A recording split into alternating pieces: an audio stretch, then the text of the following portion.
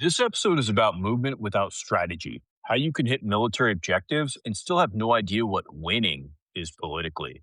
And then we get into the other kind of performance, the religious cosplay stuff. Jesus' great imagery, prayer is PR, and the weird amount of grace people keep extending to it. Quick note, if the audio sounds a little questionable in spots, we promise we weren't recording in a pool. Nobody was floating on a noodle with a mic. We were just dealing with early morning logistics and whatever the internet decided to do that day. This is Shrink the Nation. Let's go. This is Shrink the Nation, a podcast for thoughtful, informed adults, preferably holding a drink and definitely holding a thought. The views expressed here are ours alone. They do not represent our employers, institutions, licensing boards, government agencies, bourbon distilleries, or most emphatically, our families. They've been very clear about that. This show is for education and entertainment only. Nothing you hear is medical, psychiatric, legal, or professional advice. We're clinicians, not your clinicians. If something we say stirs you up, that's not a crisis, that's a journal entry, or an email sent politely. We're here to challenge ideas, not diagnose strangers on the internet. And if you are in real distress, please reach out to a professional who can actually help you. Hey, I'm David. I've got 20 plus years in the military and a board certified psychiatrist. We're recording quite early in the morning, and so I'm drinking just this, I'm going to say a pot of coffee, a whole pot of coffee. And it's pretty good, actually. No complaints about it. Okay. Hey, it's Rob. Long time as a psychiatrist, long time has been spent in the military as well. I am also drinking coffee because it is not quite as early as it is for David, but it's early enough. So I'm having some Black Rifle Coffee Company coffee this morning, and it is good. Black Rifle. My coffee's it's from a charity that helps out poor and starving people feed kids, and then they also help local artisans. And this one just happens to be a really good blend of coffee called Hope that this small farmer produces. So pretty good. I enjoy it. What the fuck? We didn't go into a lot last week. I'd say part of it maybe it was just you were traveling. The other piece of it being the news was kind of up and down and rather stale, kind of focused on the Iran war, which, it's nice to take a break every once in a while from a topic that's just getting blasted into your head. Hopefully, our listeners appreciated that. But we had a really short episode. It's like 28 minutes. But this week has really blessed us, I think, with topics. It seems like there was, oh my God, so much that happened in the news. I think every single day my head was exploding from the things I wanted to talk about. But we've narrowed it down to a couple of topics. So what's first up on the docket, Rob? Here we sit in 2 more days, roughly. The 2 week ceasefire comes to an end. This past couple of weeks, with a cessation of active attacks, has led me, I guess, a little bit of time to step back from this and think it through start to finish, where it all came so fast. And I would pick up these elements and I would think about, from a military standpoint, places that I just felt like errors were being made, or from a planning standpoint, I should say, because from a military standpoint, we were, with some exceptions, we've had some soldiers die, mistakenly attacked a school and killed a bunch of civilians, children. We had an F-15 get shot down. They did recover the pilots. That's fantastic. Quite the story, I'm sure. But there were some at least equipment casualties in that. So we haven't been flawless, but darn near, the military performance has been spectacular. And where I ended up finding myself stuck, I guess it took me a while to articulate this or come to the understanding, is that the objectives that the war sort of started with were kind of all over the place. The administration had what they would state, this is the reason we're going to war. The State Department had a slightly different take. The Department of Defense had a slightly different take. But finally, it coalesced around these three goals. And the goal was degradation of nuclear capability, degradation of ballistic missile capability, and destruction of the Navy. And that troubled me for reasons I couldn't put together. And what I finally, in this last 2 weeks, watching the political side take precedence, it finally clicked with me why that troubled me so and why it's bothered me. Because those aren't political goals. Those are military objectives. There's a radical difference between military objectives and what those objectives are going to achieve politically. And where we currently sit in this last 2 weeks, as they've tried to come up with some kind of political outcome that allows us to extract is that we're still at a stalemate. We achieved our military objectives, but because there were no political goals, there was no sense of how these objectives were going to put us in position to achieve the overall goal. Because there wasn't one, or I think there was, but I think it was mostly based on hope. How we're still stuck. So the question that I guess I've been pondering is why did they act before they defined what winning actually was? And I think it leads us down some interesting both military planning discussion. I'm a military planning nerd, I'll admit it, but also the psychology of these decisions. What you just said, kid, had my brain rolling and, you know, thinking about the fact that the first question I would want to ask is why? Why did we do what we did when we did it? Why attack when we did? What you were getting at least from my perspective, what it sounded like you were getting at was that when they eventually laid it on military objectives being the goals, and they didn't start there, but they eventually got there. What it sounds like is that the military typically has action plans for all of our adversaries. Like that's just, it is something that we do. Absolutely. Updated on the quarter. The dogma of the military is to be prepared and to make sure that you have some kind of plan. And there are people whose jobs it is to focus on an AOR, an area of responsibility, and come up with some kind of plan that if we were need to, we could go in there. So what you got me thinking was, well, if ultimately then the military objectives were the ultimate goals, then the reason that we chose to do what we did when we did was because we could. There was a plan in place, the same plan that's been updated for the last 47 years. Then they said, well, we can. Here are the military goals, but they just didn't have an objective. There was no other higher reason than, well, we're being asked to, and we can. We have a plan. So, what are our goals? Our goals are what their goals are. The goals of the person who's said, well, if we're going to attack them, here's what we're going to accomplish with that attack. So, the reasons to engage in military operations end up being usually because something significant changes. There's always a risk to engaging in a military operation, there's always cost. That cost weighs heavy, and then we certainly balance that with whatever the risk that the enemy poses to us, both militarily or if we do nothing, what risk does the enemy pose? So, one option is the reason that this kicked off because something changed dramatically in terms of those baseline capabilities that Iran had, so that either they were closer to achieving a nuclear weapon or some breakthrough in their ballistic missile technology that ended up posing a significant risk to homeland USA. I don't think any of those are true, though. There's no evidence to support that. So if we go back to the preconditions, the moment before, we were in kind of a steady state with Iran in terms of their nuclear enrichment. That had been unchanged for a long time, actually. If anything, the previous leader, the Ayatollah, he was actually consciously slowing them down.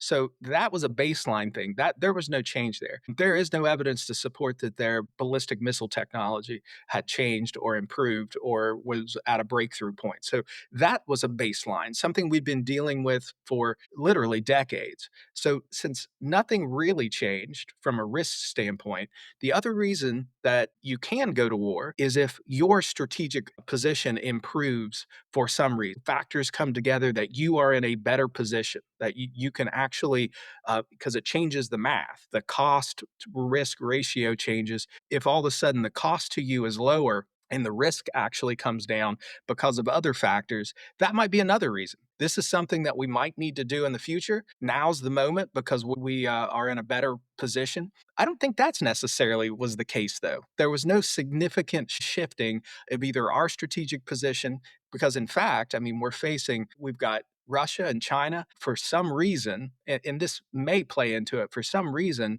even though within military circles, we still see Russia and China as our primary adversaries, as our high risk adversaries. This administration doesn't seem to share that perspective. So it is possible that all of a sudden within the administration, they thought that we were in a better strategic position to take this risk, maybe. And then there are the intangibles. the things that you can never, and the things that actually for you and I as psychiatrists fascinate us, that it's nice when you're looking in on a system to believe it is a rational actor, that they are making decisions based on rational thought process, logical, evidence-based decisions. But that's really not how humans make decisions. There's a reason why in the military we build something called a military decision making process, MDMP. We build a process in to minimize the individual personality, the human element. We try to minimize that as much as possible. It's impossible to fully remove it because you always have a commander, and that commander gets to set intent and goals and then gets to choose what courses of action are going to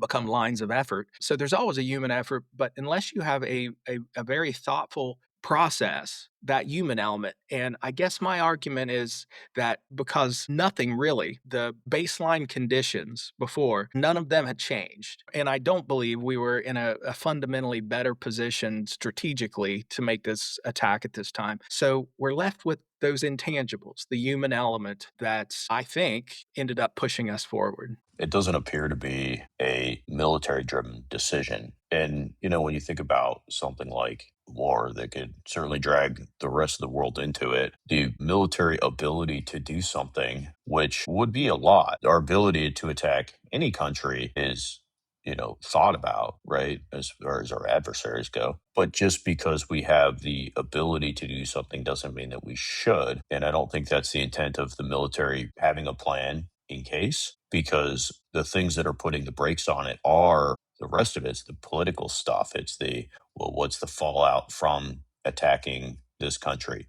Now, we might be thinking, well, if we were to go after Iran, what would Russia, China, North Korea do? Which is something we'd always take into consideration. But what we probably aren't spending a whole lot of time, at least from a military perspective, thinking is, well, what will the voters think? That's that political sphere and that decision that's being made there. It doesn't seem like that was thought through either, right? There's a huge economic burden of this particular war. The voters are obviously not super pleased with it for the most part. So, what was Well,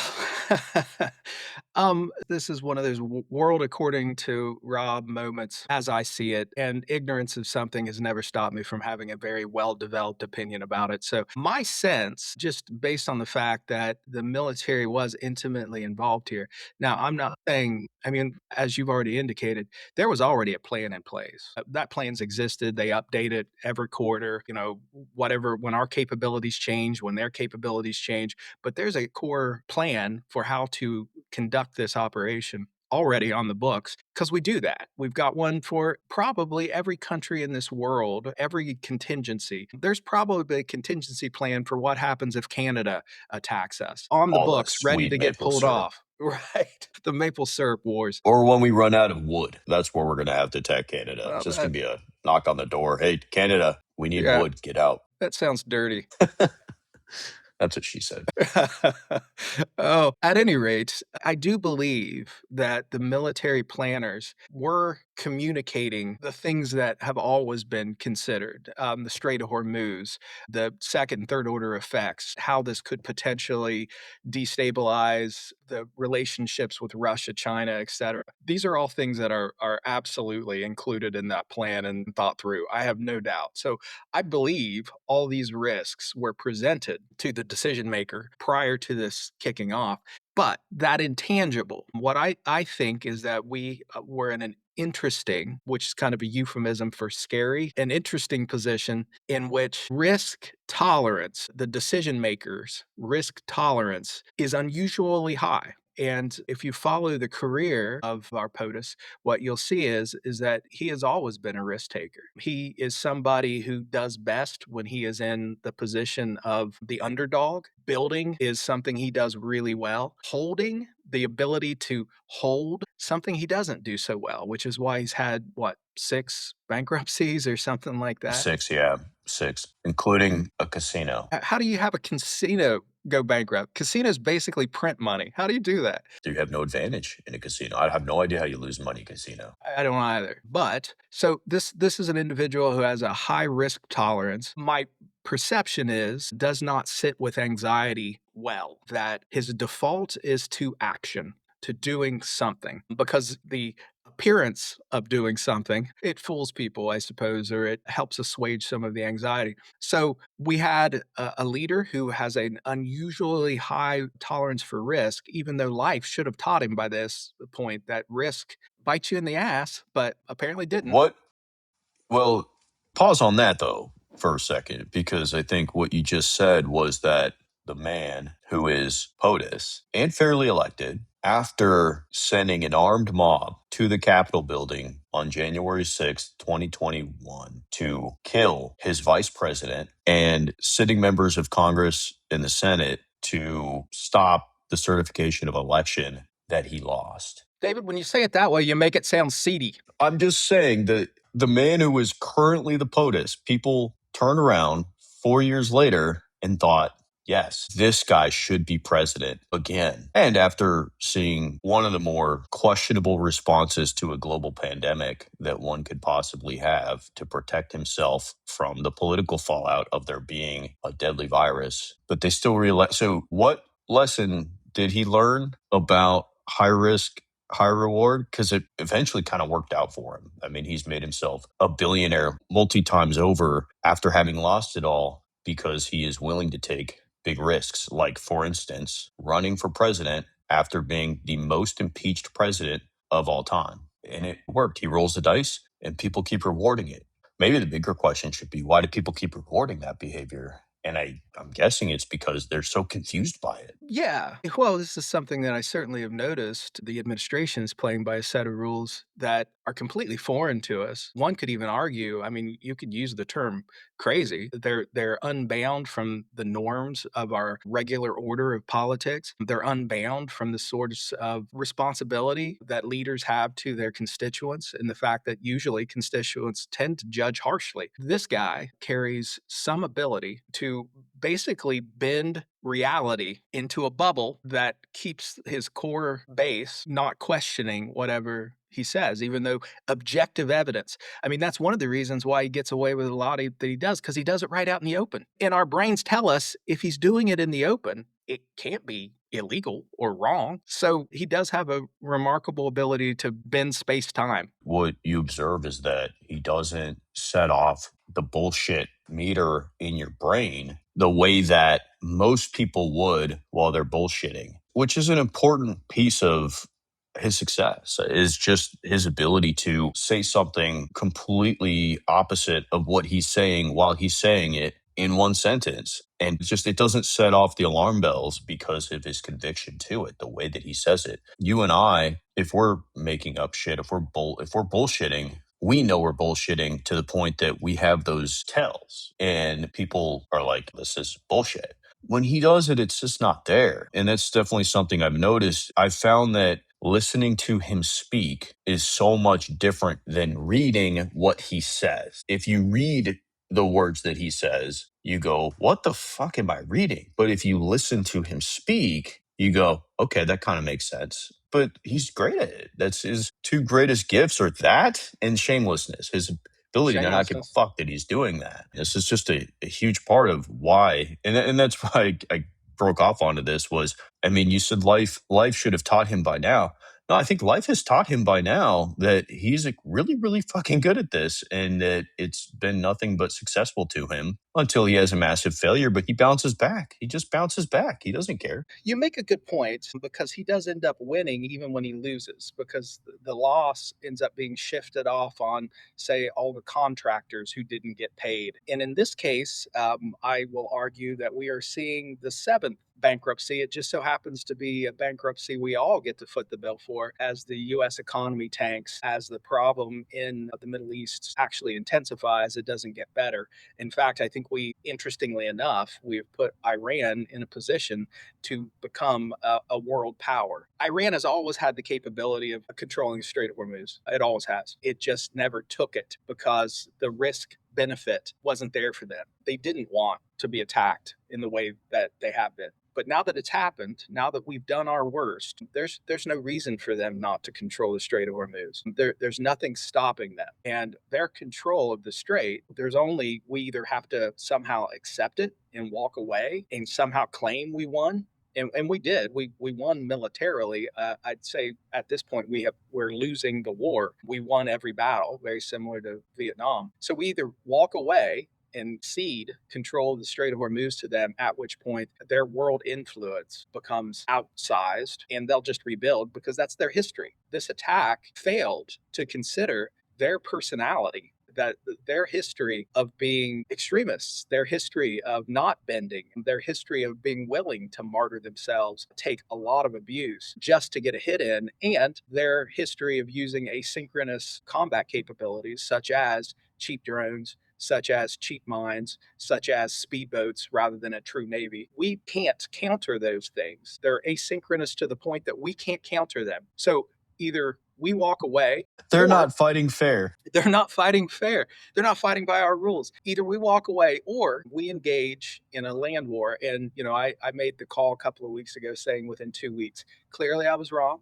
There is open source data saying that we are sending significant numbers of ground forces into the Middle East or preparing to. And so the other option here is that we end up in a protracted ground war. And the problem with a ground war, people will think, non military people, non planners will think, well, we just truck across the Strait of Hormuz, occupy the ground on that side of the strait, and control the strait ourselves. But that area does not lend itself to a usable beachhead. We can put small amounts of troops there, no doubt, but we cannot put the large number of troops right at the strait to control that area to actually make a difference. So, what the more likely scenario is Kuwait up to southwestern Iran, across the southern portion of Iran to get to the strait, which will be a slog. It is a mountainous country filled with extremists. Could they stop us? Not really. Can they inflict harm? Hell yeah. So, now I'm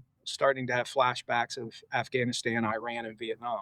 You weren't talking about just now about Afghanistan and Vietnam. I thought you were. And I guess that's where I wonder, and honestly, add into it Ukraine. I think what we have to understand deeply is that the laws of war, the rules that we're trying to follow, are all predicated on this history of being able to take over and somehow colonize a country in order to maintain control, which, how successful has that really been since Britain was the superpower of the planet? Past that point, we live in an age now where just the taste of actually doing that from the political perspective is so low. Is Russia's finding out? Just because you have a better military, a bigger military, doesn't mean you're going to win a battle on somebody's home front. They have pride. They love their country more than you want it, and they're going to fight back. And we've seen that with these smaller countries that we've tried to win, is that you're not going to break the people unless you do what Alexander the Great did, which is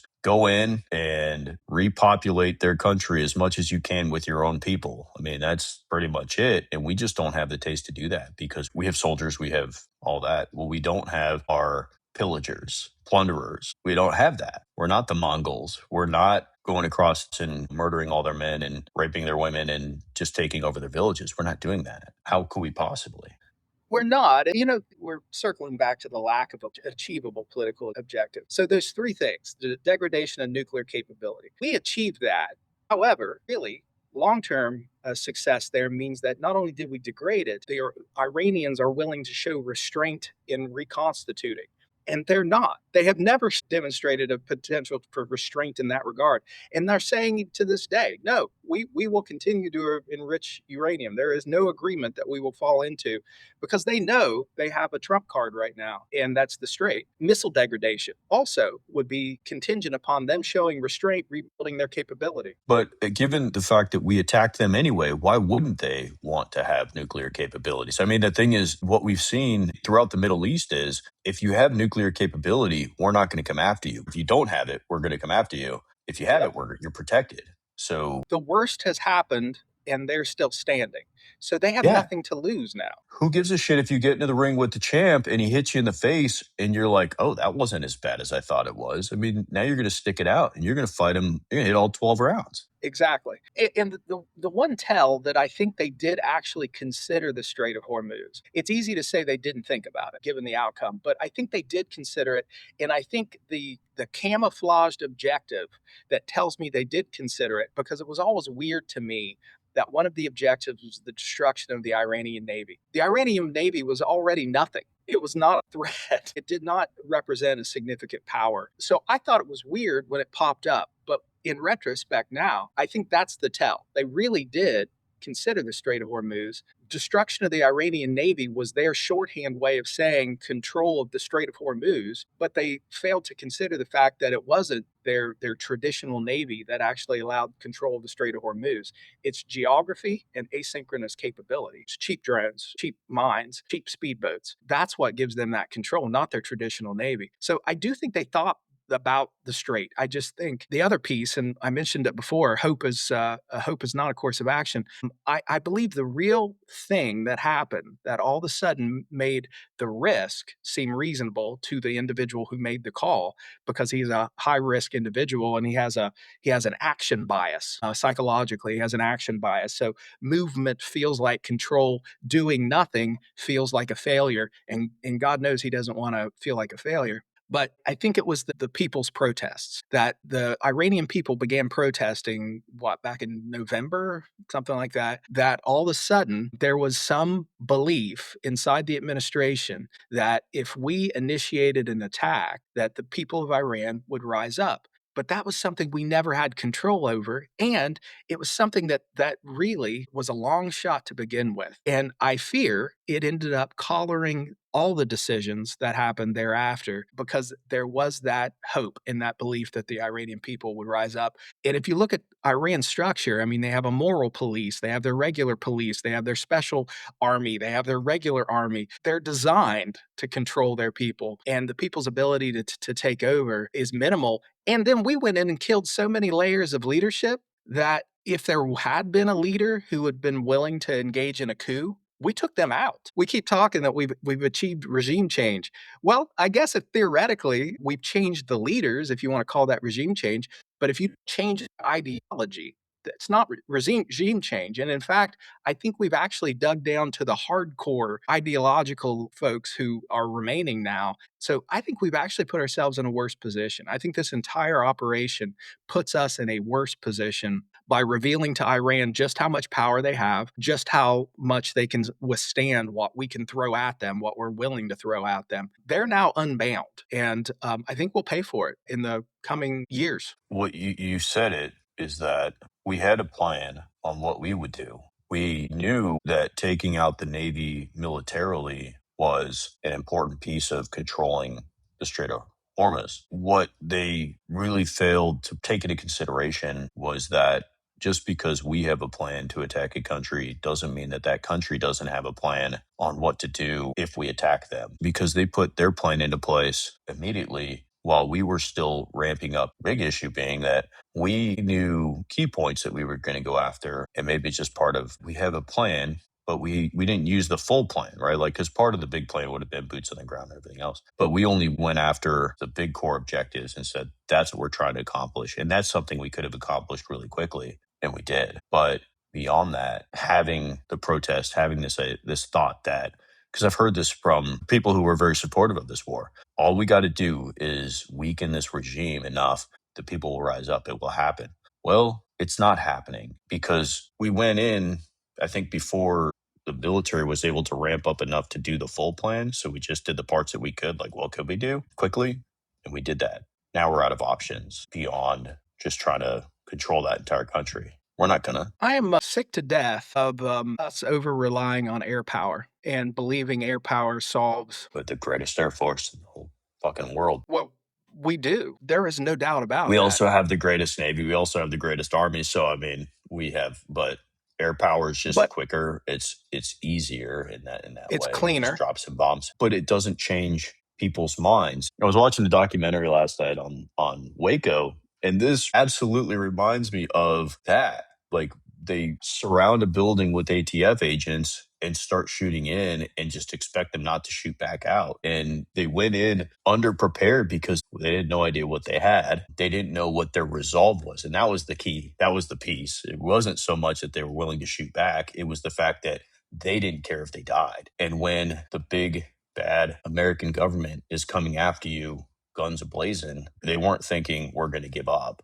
And neither was Iran. They're like, they're already killing us. So we're not going to give up. We're just going to fight back until our death. And I think that's where we fail, is that we come from this mindset that we have, which is self preservation. That if somebody were attacking us on this scale, that somehow we think we would just be like, okay, let's retreat. They can have it. And the thing is, that's bullshit too, because what did we do during the Revolutionary War? Like what is it that allowed our country to survive the attack from a far superior power and everything else? Is that we were willing to die for our country. And so were We the waited them out. Iranians. We were willing to absorb whatever the Yeah. cost. And that's what Iran is doing. And that's what Afghanistan did. That's what Vietnam did. That's what Ukraine is doing. We will absorb, but we will fight back. We're not just going to stand here and die, but I'm willing to die. And Iran is willing. You make it actually another good point is that All right, episode when over, you're guys. Thank you so much. right. No, when you're making these kinds of decisions, these kinds of calls, and you're thinking through the courses of action, there is a bias to make assumptions about how the enemy will respond. And that bias is that your assumption is they'll respond similarly to how you would respond. Their rule set, their worldview is similar to yours. That is a dangerous, dangerous assumption. I think the belief was that one, the people of Iran would rise up. All right, that didn't happen. We never had control over that. You can never count on something you have no control over. But I think we did. The other thing that the assumption was is that when we started breaking their shit, they want us to stop breaking their shit. And they're willing to absorb that. I think whoever was in the ear of the president or the president himself made some assumptions that Iran would capitulate just based on the fact that we were breaking their shit. It's, I guess, funny, interesting about that is that what is it that's weakening our position probably more than anything is that there's so much economic and political fallout from this, not because we're dying, right? Like we thought we would go in, break their shit, kill them, make them say, we don't want to die. You have to stop. We'll give in, we'll do anything, right? Come in and bully them into submission. But really, what's making this so politically dangerous is that economically, their ability to shut down the Strait of Hormuz is making our stuff cost more. Our cushy quality of life in America is being negatively impacted to the point where we're paying, an extra $15, 17, $20 for a tank of gas. And that's enough for me to go, fuck that. I'm not willing to spend a little bit of extra money. Whereas they're dying in the streets. I mean, it's funny. In democracies, democratic nations, a component of your military power is the goodwill and support of the people. And once that gets withdrawn, your military power gets degraded. Now, your core military power doesn't change, but it does impact our ability to fight and win this nation's wars if the people are against it. And we've seen this over and over and over again. And what you just highlighted is that Iran, because they're not a democracy, we're not going to hear from Bob, the teacher who's living somewhere in the hinterlands of Iran, and his dissatisfaction. That doesn't count. What counts is the leadership, and the leadership are ideologically pure and willing to die for this. So the whole country is. Us, because we're a democracy, it count on what Joe, the guy on the street, thinks, or Jill, the gal on the street, thinks. And our willingness to absorb pain is much less than their willingness to absorb it. I just find that Well, interesting. this reminds me of you're at a bar and there's someone who's really intoxicated and you don't want them to drive. So you take their keys because you think you're solving a problem, but then they punch you in the face anyway. So the second order effect there is a predictable one that my objective is here, but this is where it ended up hurting. And that's where we're at. I'm sure we'll have more conversations about this and maybe we'll have more profound thoughts in the future, but we got to get to a different topic. Yeah. And this one slayed me. I couldn't figure out who should be more offended. But in just a series of Christian missteps, Donald Trump posted himself looking, the only way to say it is like Jesus, standing before a person with his hand on his forehead with light, with the The sun behind glowing. him, healing, the glowingness, He healing the person. They did the full halo effect. In fact, behind him, he was glowing, his hands had power, he's healing the sick. There was an American flag, there was like a military member in the back. Yeah. Several, and then up top, there was actually these 4 figures that I immediately thought of the 4 Horsemen. So, I think it was an homage to the 4 Horsemen, even though it was not. It was I honestly, I couldn't tell you what they're kinda blurry, but, it had a lot of Christian iconography. Apparently, he just thought he was a doctor, because you and I both know that when we're treating people, our hands glow, and we wear, Jesus clothes. That's standard. I mean, every day I get up and put on another robe. And this is where I'm struggling to figure out who should be more offended, because Christians were offended. To depict oneself as Jesus is seemingly a violation of their belief structure, I would imagine. I believe it's one of the commandments. Thou shalt not worship false idols. It's a ballsy move to do that. But I guess this is where I was wondering then who should be more offended. So as a physician who had to go to school for a decade Wow. plus to earn that title, because I think he said, I thought I was a doctor because that's what I do. I heal people. So as a physician, I'd say it's kind of offensive that one, you think that's what it is, but two, having no advanced degree to then depict yourself as something to the people because you make these decisions that, I mean, have ended probably more deaths than anything. But I think his doctoring thought process was inject yourself with bleach, or can we just inject ourselves with light or something? I guess. Yeah. So as a doctor, I think there's some offense there. As a Christian, I'm not sure what's more offensive. The fact that he depicted himself as Jesus, which I think is pretty offensive. But the other one being that his response to there being backlash was to pretend like he didn't realize that he was depicting himself as Jesus. And I don't know which is worse of that if he actually did not realize that what he was depicting was a very religious looking photo, or the fact that he just did it. I don't know which one, because I think if you're Christian and you look at that, that's all you're going to see is Jesus, right? And so I don't know, like, is it worse that he just didn't know, or is it worse that he clearly knew and then lied about it? What's more offensive? Or being a Christian doctor. Yeah, he clearly knew. But let's say he didn't. Let's just go with what he said. Like, let's take him at face value. Isn't there something offensive about the fact that he didn't? I have been to a lot of European countries, and I have been to countless churches in these countries. Beautiful, beautiful churches. Yeah. What he did was just short of something that would be in stained glass on any one of their windows. And for him, let's just say, okay, he was right. I just thought I was a doctor, which I do think is bullshit. But if he didn't think that was bullshit, wouldn't that be more offensive that it didn't immediately go into his head? Being a Christian as he claims to be? Certainly would imply that his understanding of Christian iconography and values and belief structure is so in question, which Limited. throws into limited, which throws into question whether he's a Christian or not. I think we know the answer. So yeah, that's offensive. But here's the question: that when I saw it, I was surprised that people were so offended. Not because it wasn't offensive. I found it offensive. I found it ridiculous, actually. It made me laugh. It's so ridiculous. But I do remember very clearly during the election cycle when he was running, his followers were posting Jesus like pictures of him. I mean, they posted he's been every type of hero. He was He's been Superman. He was Rambo, Rocky Balboa. He's Rambo. He ripped. Exactly. And they absolutely there were images of him sort of taking on a divine nature. And when other people posted it, there was less, if any, outrage whatsoever. The difference was that he's the one that posted this himself. Why now? What caused him to post that at this moment? Because my sense is that back when his base, which he does have an evangelical base that support him, they certainly identify as Christians. It's important to them. How do you measure on a scale what constitutes devout, but it is important to them. The identity of Christianity is important to them, and he used to have that support base. And I have this sense that he misses that. That all of a sudden he's feeling that his base is starting to disintegrate, and he was trying to shore up that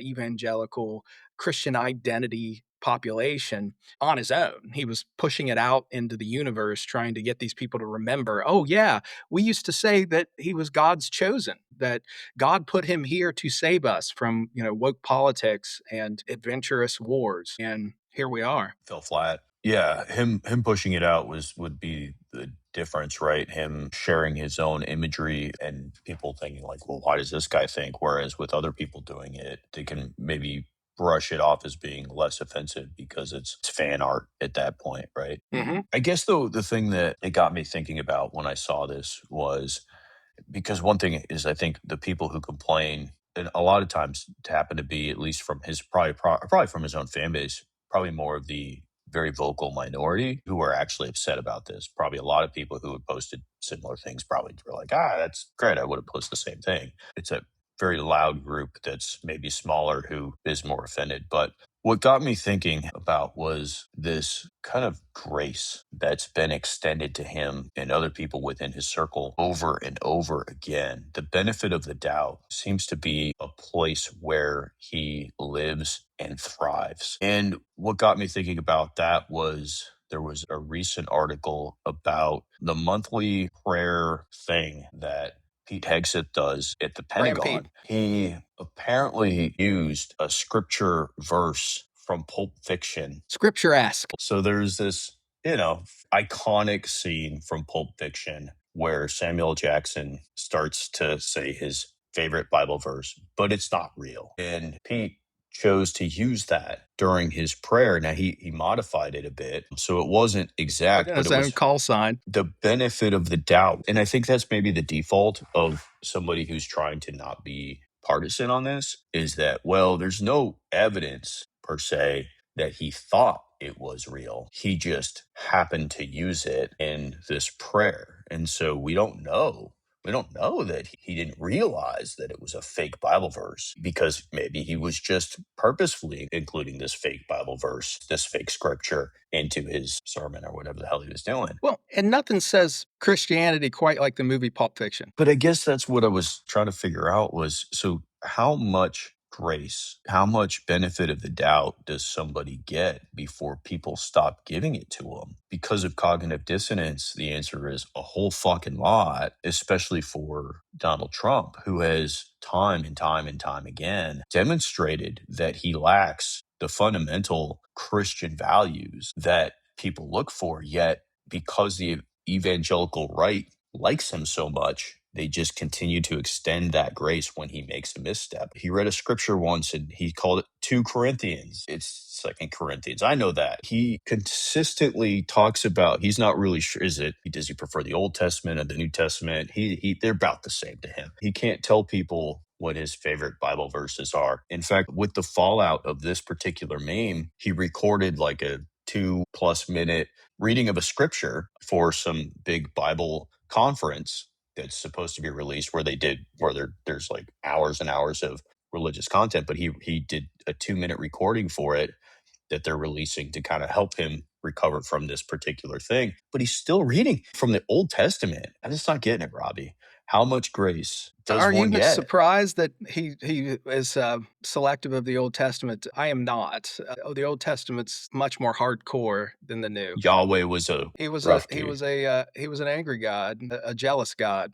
Here's a follow-on to this, and again, second, third order effects. Maybe this is being driven politically. I don't know. I'm not entirely sure what's driving the Secretary of Defense to incorporate religious iconography and prayer, very Christian evangelical prayer, so prominently in a war in the Middle East against Muslims. That's not helping. That is not going to win support from the people of Iran. It's probably a little frightening for them, and it has a crusade kind of element to it, which we were really cautious about back in Iraq and Afghanistan. We did not want to make it a religious thing. We did not want to play into that as a justification to fight against us. So whether he's doing it politically, whether there is this lean into this being a religious movement, this war having religious overtones, it's uncomfortable for me. I think it puts our military in a really difficult position. I think it's a degrading separation of church and state. And, it's easy to, like most US citizens, at least identify culturally as Christians. They don't get offended by Christian iconography and Christian prayer. But once you adopt a state religion, then that shifts too. Your brand of Christian may not be the brand of Christian that got accepted. And there was a reason why the pilgrims left England, even though they were Christian. So It isn't necessarily about going along with Christianity. It isn't about isn't the benefits of doing it are that we actually have a very religious country in the grand scheme of things. We have a great deal of Christians and Christians who are willing to vote one specific way if the leadership suggests that they do that. I think the benefit that I would see the real value in making it about Christian ideology, it's not the things that you just said, the reasons that we avoided doing it. I think where it benefits this administration to use Christian ideology and iconography is in that it becomes so dangerous to attack that it's a very protected position. So if you call into question their use of Christian iconography, Christian ideology, it's really easy to defend yourself from that attack by attacking the attack. Does that make sense? mhm. So your political rivals really struggle with appearing, because if you say, man, you really shouldn't do that, the immediate response is you're assaulting my religion or you're assaulting the religion. And that's really has nothing to do with it. Disliking using the prayer and all these Christian things to justify it is more of what you just said. It's the separation of church and state. But they've built their entire argument on we shouldn't have a separation of church and state.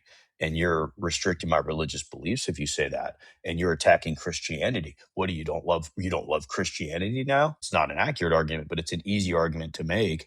And it deflects from the nature of what you're doing. So we're not talking about you violating the basis on which we built our country. You're not talking about that anymore, right? The separation of church and state was very important in the development of our government. You're talking about them attacking your religion. So it's a protective stance. I mean, I think it's incredibly effective because you can get people on your side like that by saying they don't like you because you're Christian. And the answer is no, that has nothing to do with it. We don't like that you're muddying these waters and making decisions that are negatively impacting everybody based upon this false perception of what your religion is. Does that make sense? No, it total sense, and you're absolutely right. But in fact, for the portion of his supporters that are deeply ideologically Christian, and that drives some of it, there is, some cost fallacy. They have invested quite a lot in supporting him, and withdrawing that support after investing as much as they have, both emotionally and otherwise, is tough. It's tough, and it happens slowly. It's a slow degradation where the support levels just start to gradually decline, and then there'll be something that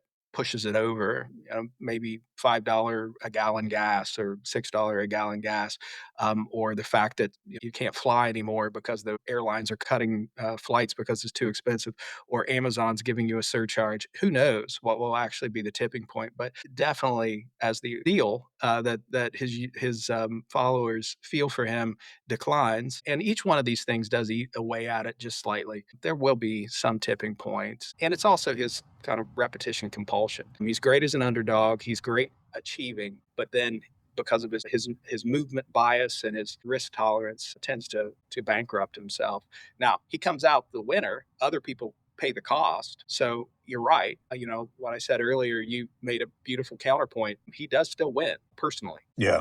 He doesn't win emotionally. When you have a bankruptcy, you can be viewed as a failure, or you can leverage that into you're taking a strategic position of strength by declaring bankruptcy as saying, no, I'm not a failure. A failure would be sitting with this failure and doing nothing about it. taking on a bankruptcy is just, that is a good strategic business move. It's protection, but that's what he's very good at, leveraging himself. Bankruptcy a country. No, that's true. The stakes are higher. The stakes are always higher, but for him, his strength has always been in convincing people that he's playing 4D chess when the truth is he's playing craps. And that's all he's playing. He's rolling the dice. And when he wins, he's successful and people are happy. And when he craps out, he's saying, good, I was tired of playing and I was ready to walk away. I really needed that. And people are saying, wow, look at the restraint on this guy. Good for him.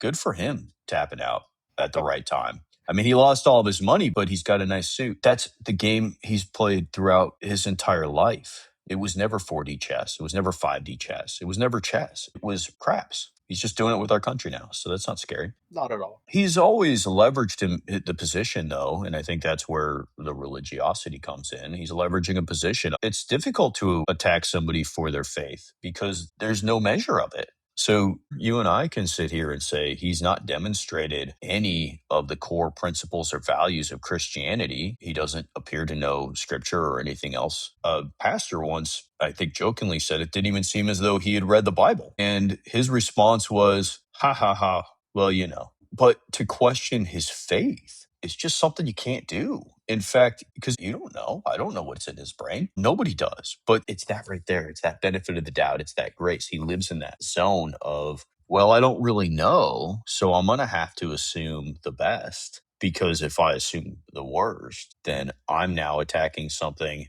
that other people hold dear, and it feels like an attack on them for me to question his faith. And I'm not questioning his faith. I'm questioning his morals and values and ethics that he's demonstrated. He can believe in whatever he wants to believe in. He just clearly doesn't espouse the principles of Christianity to which he claims to hold dear. And I'm not attacking Christianity. I'm just questioning whether he espouses those principles the way that other people do. Well, and I think you just demonstrated where the challenge is that there's nothing you've said that even remotely has attacked Christianity, but you still felt like you needed to remind everyone you weren't attacking Christianity. Because people will feel like I've attacked Christianity. Yeah.